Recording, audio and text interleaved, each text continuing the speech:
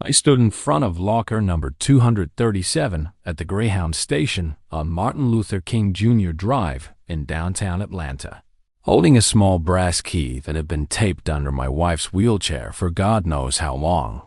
The metal doors swung open with a rusty creak, and what I saw inside made my hands shake so badly I had to grip the edge of the locker to steady myself. There were documents, photographs, letters, all carefully organized in a weathered leather folder.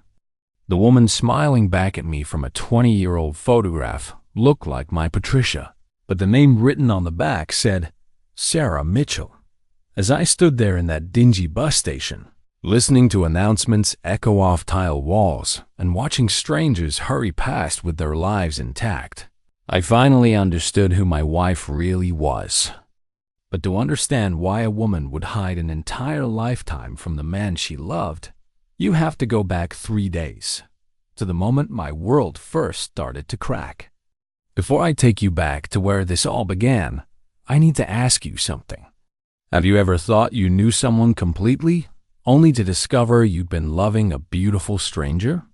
Drop a comment below and let me know where you're watching from and what time it is there. If you value truth, even when it hurts, hit that subscribe button and leave a like.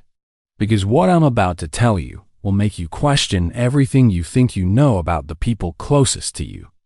3 days earlier, on a Tuesday morning that started like any other, my wife Patricia Ann Harrison died in our bedroom in the Cascade Heights neighborhood of Atlanta. She was 62 years old. I was 65. We'd been married for 28 years, together for 30. She'd been in that wheelchair for the last 7 years after a stroke left her partially paralyzed on her left side. I was a retired postal supervisor, and I'd spent those 7 years caring for her with what I believed was complete devotion. I bathed her, dressed her, cooked her meals, read to her every evening before bed. She died peacefully in her sleep, which the hospice nurse told me was a blessing. I held her hand for an hour after I found her, just sitting there in the morning light streaming through our bedroom window, not quite ready to let go. The funeral was that Friday at Ebenezer Baptist Church, where we'd been members for 15 years. Pastor Williams gave a beautiful eulogy about Patricia's quiet strength, her gentle spirit, her service to the community through the church's food bank. 200 people came to pay their respects. Our daughter Monica flew in from Seattle with her husband and our 2 grandchildren. Our son Gerald Jr. drove up from Macon with his family. They stayed at the house that weekend, helping me sort through Patricia's things, trying to keep me from drowning in grief.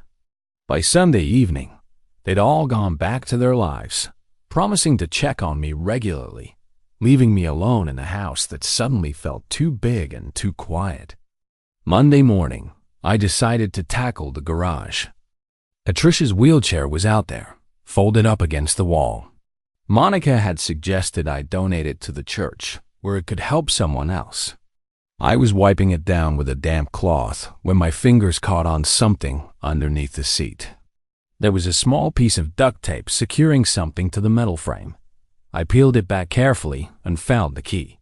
It was brass, about 2 inches long, with the number 237 stamped on the bow. There was also a small paper tag attached to it with string. Written in Patricia's distinctive handwriting were 4 words: Greyhound. Okay, Drive, forgive me. I sat down on an overturned bucket in that garage, turning the key over and over in my hands. In 28 years of marriage, Patricia had never mentioned a storage locker. She'd never mentioned the Greyhound station for any reason. We didn't travel by bus. We had a car. When we visited the kids, we drove or flew. The Greyhound station was in a part of downtown we never went to, a neighborhood that had seen better days. I tried to remember if she'd ever asked me to go there, if she'd ever mentioned needing to store something, but my mind came up empty. The note said, "Forgive me," which meant whatever was in that locker, she'd felt guilty about it. That scared me more than anything. I called Monica that evening. I didn't tell her about the key yet. I just asked if her mother had ever mentioned having a storage unit or keeping anything at the bus station. She said no, sounded confused by the question, asked if I was doing okay. I told her I was fine, just going through some paperwork and trying to make sense of Patricia's filing system. After we hung up, I sat in my recliner with the key in my pocket, feeling its weight like it was made of lead instead of brass. Part of me wanted to throw it away, to let whatever secret Patricia had kept stay buried with her. But another part of me, the part that had loved her for 3 decades, needed to know. I'd spent 7 years caring for her every need, and before that, 21 years building a life together. If there was something she couldn't tell me, something she felt she needed to hide, I figured I owed it to both of us to find out what it was. Tuesday morning, I drove to the Greyhound station. It was a 40-minute drive from Cascade Heights, through parts of Atlanta I hadn't visited in years. The station was a squat brick building with barred windows and a parking lot full of potholes. Inside, it smelled like disinfectant and diesel fuel. There was a row of lockers along the back wall, the old-fashioned kind that required a key instead of a combination. I found number 237 in the bottom row. My heart was pounding so hard, I could hear it in my ears. I knelt down, inserted the key, turned it, and opened the door. The leather folder was the first thing I saw. It was old, the kind of portfolio lawyers used to carry in the 80s, with brass corners and a zipper that ran around 3 sides. I lifted it out carefully and set it on the floor beside me. Behind it was a small cardboard box, the kind you'd use for storing photographs. I took that out too. There was nothing else in the locker.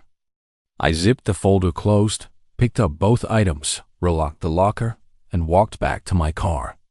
I didn't open anything until I was home, sitting at my kitchen table with a cup of coffee I didn't drink, trying to prepare myself for whatever I was about to learn. Inside the folder were documents. The first was a birth certificate for a girl named Emma Jane Mitchell, born April 12, 1987, in Little Rock, Arkansas. The mother's name was listed as Sarah Elizabeth Mitchell. The father's name was David Paul Mitchell. I stared at that birth certificate for a full minute before the implications started to sink in. Anna would be 38 years old now if she was still alive. Patricia would have been 24 when this child was born. But Patricia's maiden name was Patricia Ann Coleman. She'd grown up in Atlanta, gone to Spelman College, worked as an elementary school teacher before we met. Or at least, that's what she'd told me. That's what I believed for 3 decades. The second document was a marriage certificate. Sarah Elizabeth Coleman had married David Paul Mitchell on June 3, 1985, in Little Rock, Arkansas. The bride was 22 years old. I did the math quickly in my head. Patricia had told me she was 29 when we met in 1993. If this Sarah Mitchell was Patricia, she would have been 30 then, not 29. 1 year. A small lie, easily overlooked. But why lie about your age by a single year unless you were trying to hide something bigger? The third document was a restraining order, dated March 15, 1989. Sarah Elizabeth Mitchell had filed for protection against David Paul Mitchell, citing domestic violence, threats, and fear for her life and the life of her minor child. There were police reports attached, detailing 3 separate incidents where officers had responded to their address on Maple Street in Little Rock. Photographs showed bruises on a young woman's arms and face. The woman in the photographs was definitely Patricia. I'd know her face anywhere, even though she looked so young, so frightened, so unlike the gentle, composed woman I'd married 4 years later. The fourth document was a court order granting Sarah Elizabeth Mitchell permission to change her legal name to Patricia Ann Coleman, dated November 2, 1992. The reason cited was safety and protection from domestic abuse. There was a notation that the name change was sealed to protect the applicant from her abuser. The fifth document was a custody agreement, dated the same day, granting full custody of Emma Jane Mitchell to David Paul Mitchell, with Sarah Elizabeth Mitchell relinquishing all parental rights voluntarily and under duress of safety concerns. I had to stop reading. My hands were shaking so badly the papers rattled. I got up from the table, walked to the sink, splashed cold water on my face. Patricia had been someone else before she was Patricia. She'd been Sarah. She'd been married. She'd had a daughter. She'd been beaten badly enough to get a restraining order. And then she'd given up her child and run. She'd changed her name, moved to Atlanta, and built a completely new life. A year later, she'd met me at a church potluck dinner, where I'd been immediately charmed by her quiet intelligence and warm smile. We dated for 2 years before getting married. In all that time, through decades of marriage, she'd never said a word. I went back to the table and opened the cardboard box. Inside were photographs, dozens of them. The first showed a young Patricia Sarah holding a newborn baby wrapped in a pink blanket. Her face was radiant, full of joy and love. The next few showed the baby at various ages: 3 months, 6 months, 1 year. There was a photo of Sarah and Emma at a park, the little girl on a swing, both of them laughing. There were birthday parties, Christmas mornings, ordinary moments of a mother and daughter's life. The last photograph in the stack was different. It showed Emma at what looked like maybe 2 years old, sitting on a man's lap. The man was smiling, but something about his eyes was cold. On the back of the photo, Patricia had written in pencil, "Emma and David, Christmas 1989, 2 months before I left." Beneath the photographs were letters. Dozens of letters, all addressed to Emma Jane Mitchell at various addresses in Arkansas. All of them were unopened, returned to sender. The return address on each envelope was different post office boxes in Atlanta, no names, just box numbers. Patricia had been writing to her daughter for years, maybe decades, and every single letter had come back. Some were marked "Returned to sender" in angry handwriting I assumed was David's. Others were stamped "Refused" or "Addressee unknown." The most recent letter was dated just 3 months ago, November 2025.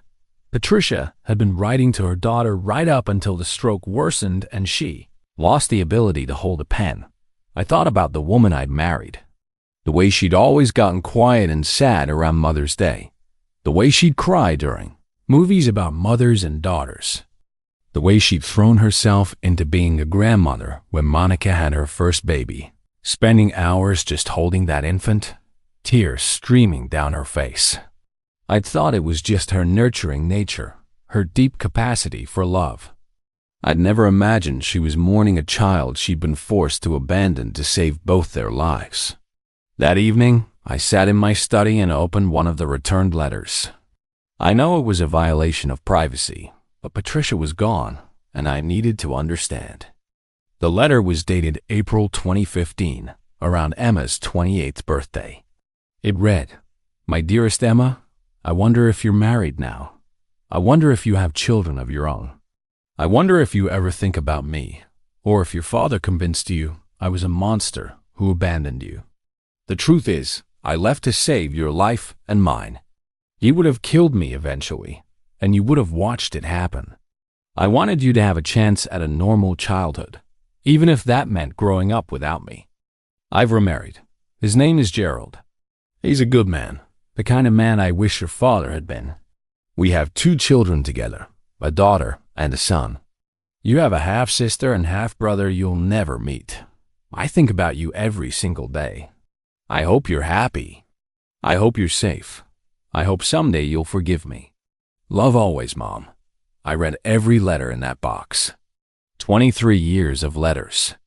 23 years of a mother reaching out to a daughter who never wrote back.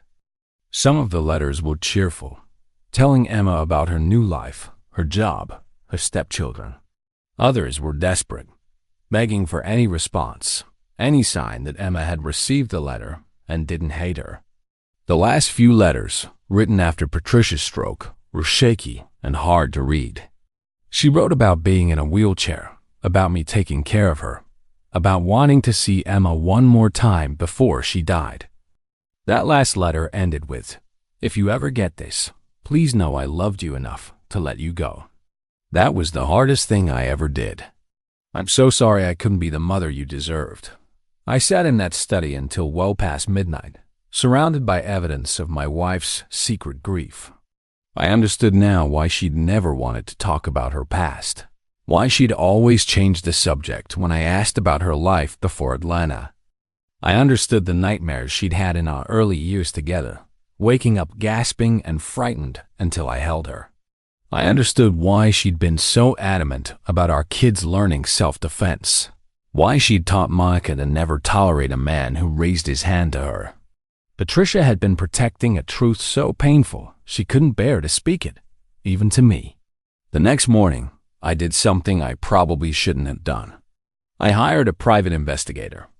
His name was Marcus Thompson, an old friend from my postal service days who'd retired and started his own firm.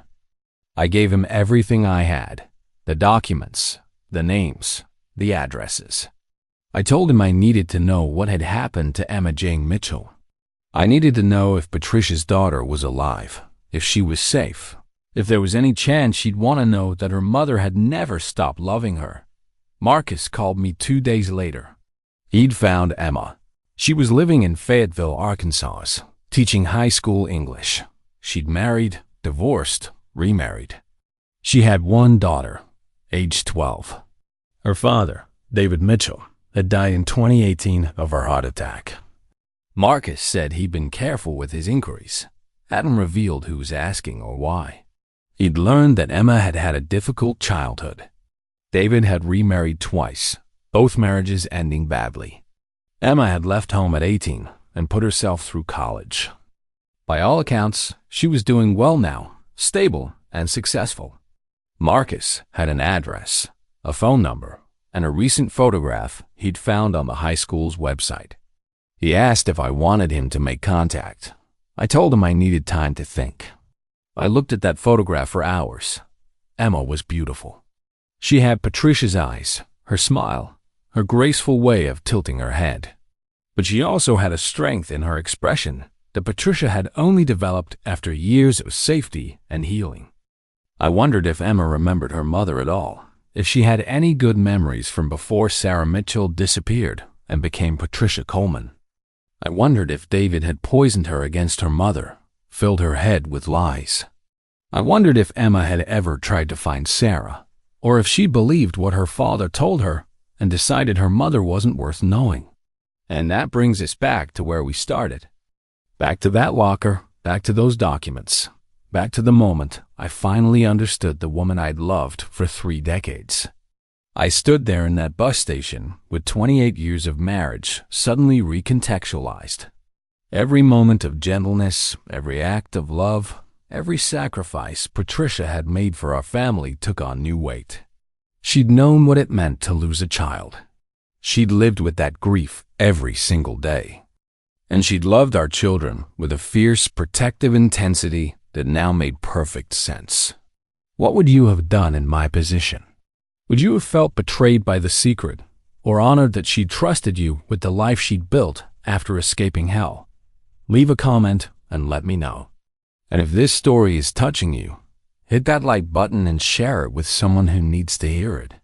I drove home from the station with the folder and the box on my passenger seat. When I got there, Monica's car was in the driveway. She'd driven down from the airport for a surprise visit, wanting to check on me. We sat in the living room, and I showed her everything.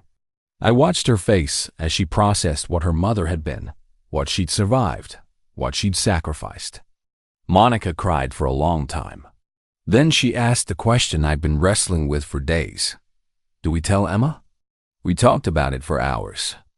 The ethical considerations, the emotional ramifications, the possibility that Emma might not want to know. Patricia had kept this secret for a reason. She'd protected Emma from the truth of why she'd left. She'd protected me from the burden of her past. She'd lived with her grief alone because she thought that was the loving thing to do. Who were we to expose a secret she'd died keeping? But then Monica said something that changed my mind. She said, Mom kept writing those letters right up until she couldn't hold a pen anymore. That means she never gave up hope. That means she wanted Emma to know.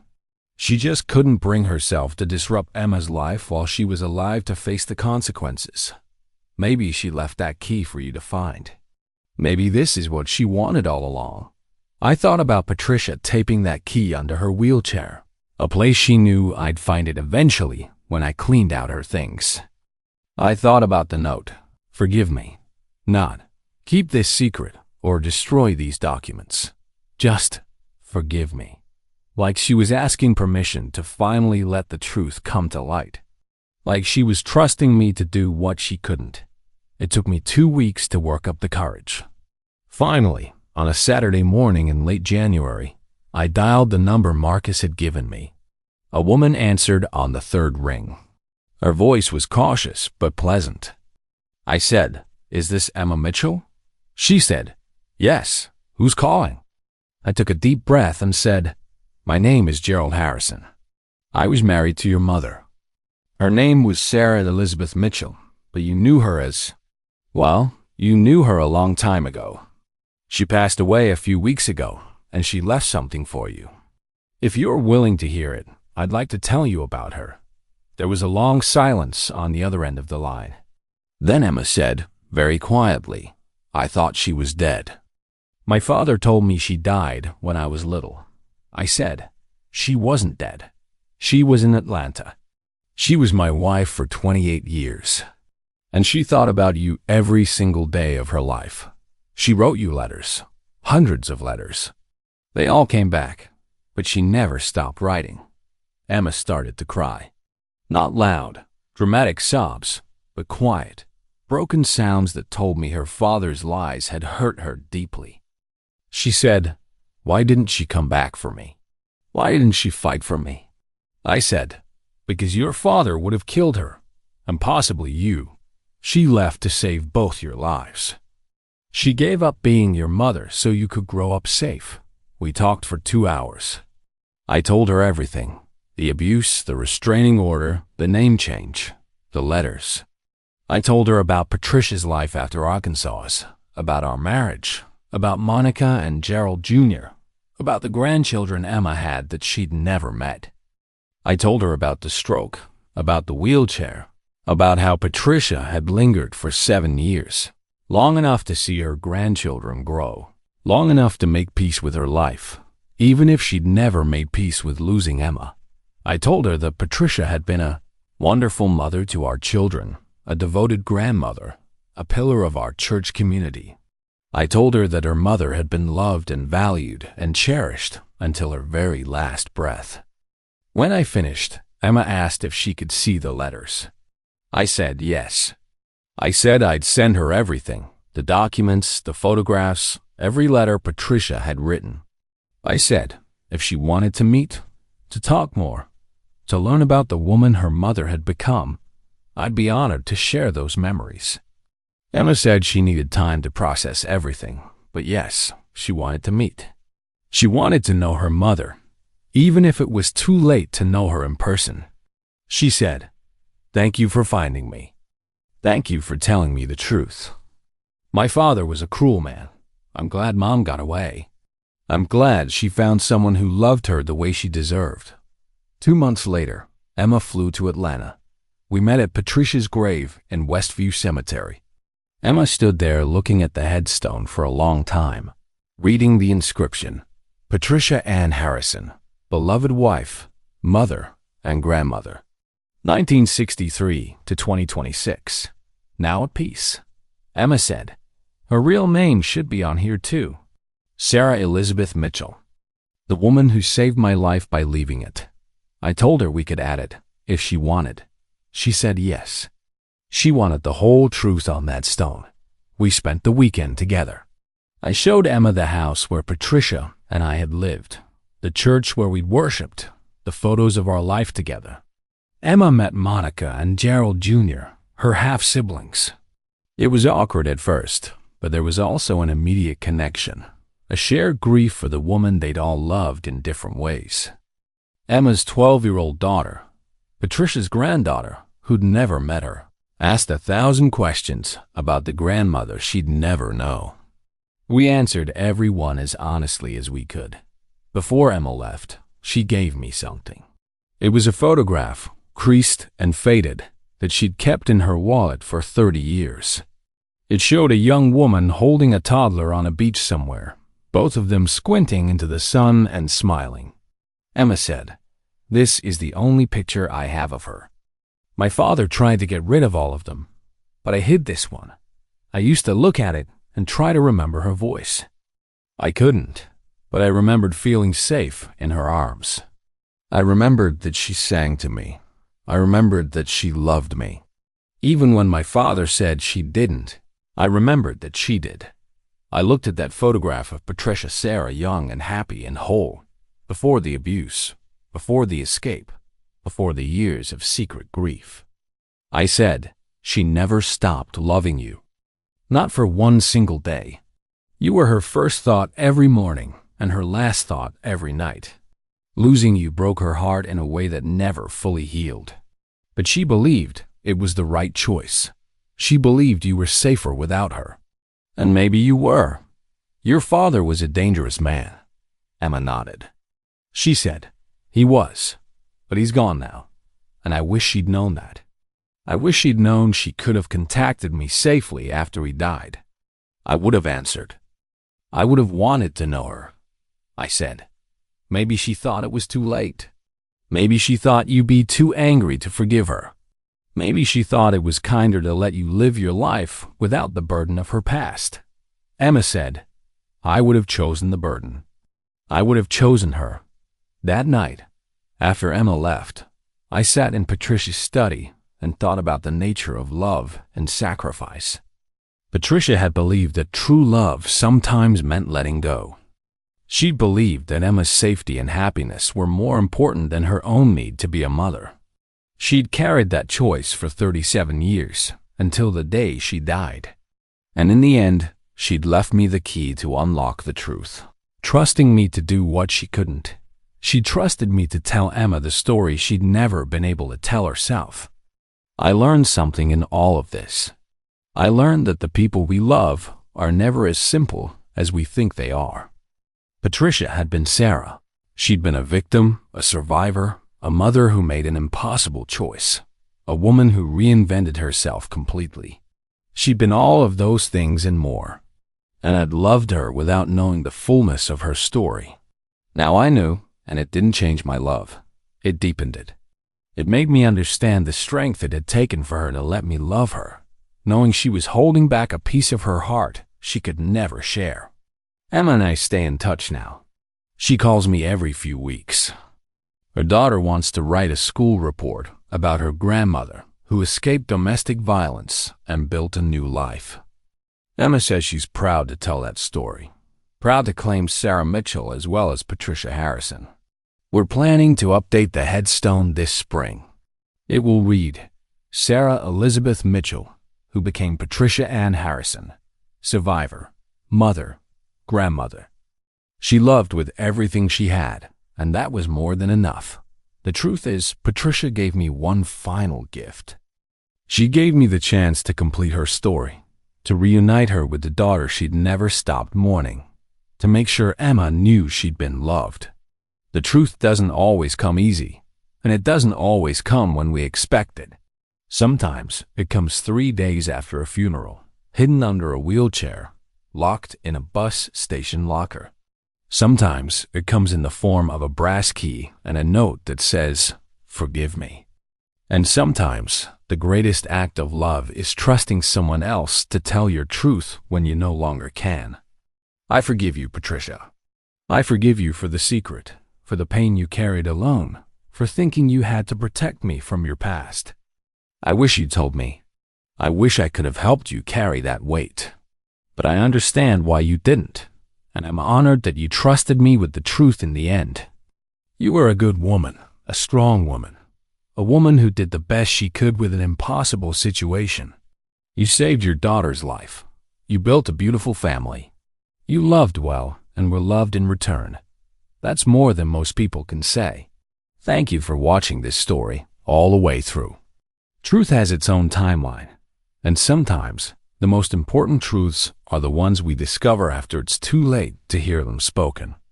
If this touched you, if you've ever loved someone who carried secrets too heavy to share, leave a like and subscribe to this channel. Share this with someone who needs to hear it. And remember, the people you love are doing the best they can with the pain they carry. Sometimes the greatest gift you can give them is understanding. I'll see you in the next story. Take care.